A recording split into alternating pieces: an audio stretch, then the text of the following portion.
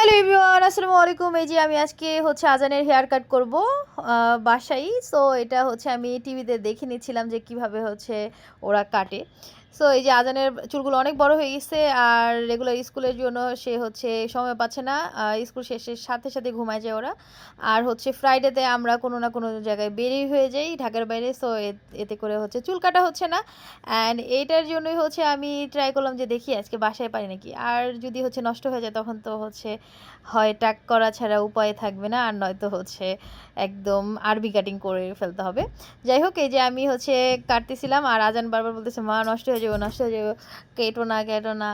আর ছাড় দাও, আমি ধুয়ে আসি ধুয়ে আসি। তো আমি বলতে দেখি না, আল্লাহ ভরসা যা হয়। সো এই যে আপনারা ওইভাবে কাটতে পারেন। যে কোনো সময় ওই যে জুলাই আন্দোলনের সময় আমি বাচ্চাদের টাক করে দিয়েছিলাম। আবার করোনাতেও আমি আজানকে এভাবে কেটে দিতাম বাসায়। তো তখন আর কি এত স্মুথ হতো না, বিকজ আমার ট্রিমারের চার্জ নেই। এর জন্য আমার এই যে কাটিংটা অলমোস্ট হয়ে যাচ্ছে।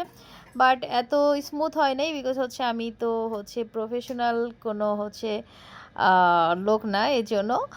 আর এই তো অলরেডি আমাদের কাটিং শেষ, অ্যান্ড এই যে দেখেন খাওয়া টোড়া হয়েছে। যাই হোক, যেমনই হয়েছে মাসাল্লাহ, 2 দিনে আর কি মিলে যাবে। বাট আমরা আর একটু ফিনিশিং দিয়ে আসবো। So bye bye.